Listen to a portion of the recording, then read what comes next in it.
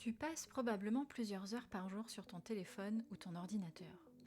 Et tu te demandes si ta mère a raison en te disant que les écrans détruisent ton cerveau. Mais que dit la science? Ce qu'on sait déjà, c'est qu'avec l'âge, certaines fonctions cognitives diminuent. La mémoire, l'attention, la vitesse de traitement des informations. Mais ce déclin n'est pas identique pour tout le monde. Certains individus conservent des performances remarquables, même avec des signes biologiques de vieillissement cérébral. C'est ce qu'on appelle la réserve cognitive. L'idée est simple, plus le cerveau est stimulé au cours de la vie, plus il devient résilient contre les processus du vieillissement. Traditionnellement, cette réserve cognitive est associée au niveau d'éducation, aux interactions sociales, aux activités intellectuelles comme la lecture ou les jeux cognitifs. Mais aujourd'hui, un nouveau facteur entre en jeu, c'est l'utilisation des technologies numériques. Rappelons que la première génération de personnes qui a eu accès aux technologies numériques atteint l'âge où on peut voir émerger des risques de démence. Le grand débat, c'est est-ce que la technologie numérique amène au déclin cognitif ? Il existe une hypothèse très populaire, appelée la démence digitale. Elle repose sur 3 idées. C'est une, qu'on passe trop de temps passivement devant les écrans. 2, qu'on délègue notre mémoire aux appareils, au GPS, au rappel. Et 3, qu'on est constamment distrait par des notifications ou d'autres sollicitations. Résultat attendu, une augmentation du déclin cognitif. Sur le papier, ça semble plutôt logique. Mais la science confirme-t-elle vraiment cette hypothèse ? Aujourd'hui, on va décrypter ensemble une méta-analyse publiée en juillet 2025 qui a cherché à déterminer si l'utilisation des technologies numériques au quotidien était associée à une détérioration ou à une amélioration des fonctions cognitives chez les adultes d'âge moyen et chez les personnes âgées. Et cerise sur le gâteau, les chercheurs ont essayé de déterminer si l'influence de l'exposition à la technologie pouvait être attribuée à des facteurs non causaux, en examinant si le fait de tenir compte du niveau d'éducation, de la profession, d'un mode de vie actif, du soutien social, des facteurs socio-économiques ou de l'état de santé global affaiblissait ou pas l'association entre les capacités cognitives et l'utilisation de la technologie. Et tu vas voir, tu auras plein de choses à raconter à ta maman.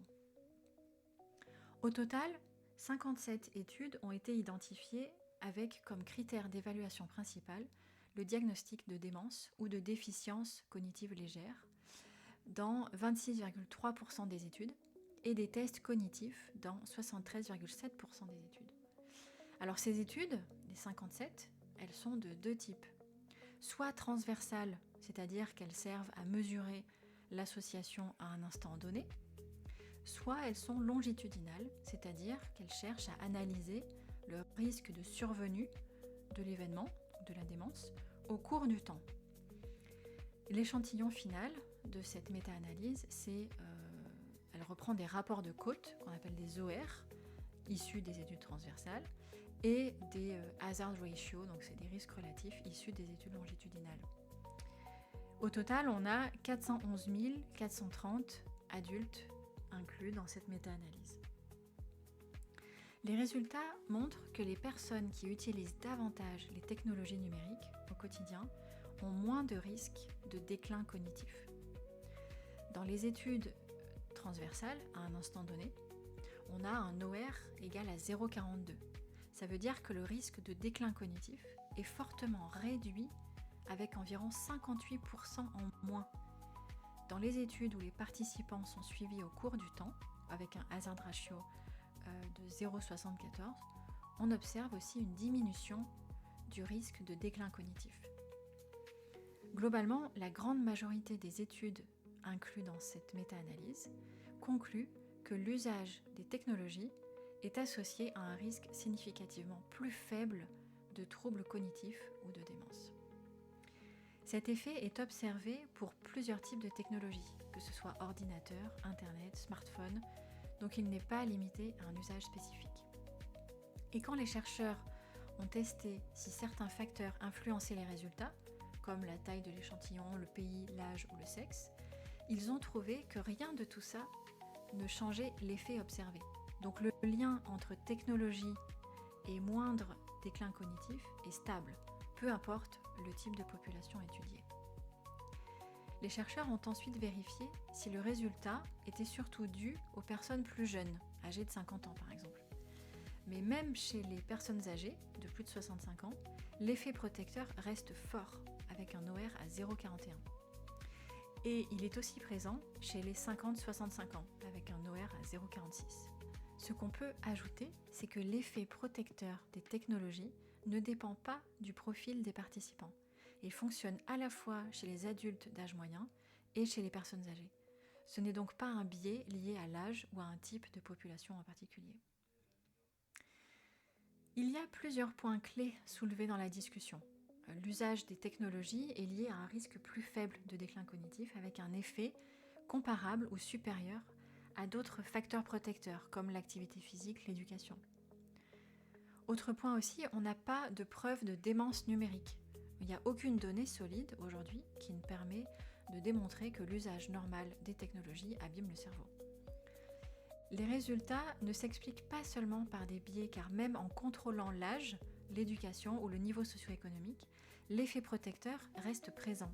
Autrement dit, il ne s'agit pas juste du fait que les personnes favorisées utilisent plus la technologie. Autre point, les auteurs avancent 2 explications possibles et compatibles. Les personnes avec de meilleures capacités cognitives utilisent plus facilement les technologies, mais aussi, utiliser des technologies peut stimuler le cerveau et protéger contre le déclin cognitif. Dans les études longitudinales, on montre que l'usage des technologies prédit de meilleures capacités cognitives plusieurs années après, même après ajustement. On a probablement une boucle positive qui se met en place, car de meilleures capacités cognitives entraînent plus d'usage des technologies qui entraînent une meilleure cognition. Alors comment expliquer ces résultats ? Pourquoi l'utilisation des technologies serait associée à un meilleur vieillissement cognitif ? Les chercheurs proposent 3 mécanismes principaux. Premier mécanisme, c'est une stimulation cognitive plus riche. Oui, utiliser un smartphone ou un ordinateur, ce n'est pas si passif que ça. Ça demande de chercher de l'information, de naviguer entre différentes tâches, de résoudre des problèmes techniques, de s'adapter aussi à des interfaces qui changent au cours du temps. Autrement dit, le cerveau travaille. Et cette stimulation régulière pourrait renforcer ce qu'on appelle la réserve cognitive. Deuxième mécanisme, c'est plus de lien social. Donc la technologie permet de rester connecté. On peut utiliser les messages, appeler en vidéo, utiliser les réseaux sociaux.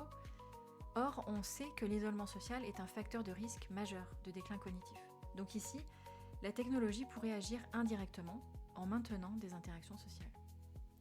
Et troisième mécanisme, c'est la technologie comme un outil qui compense des faiblesses.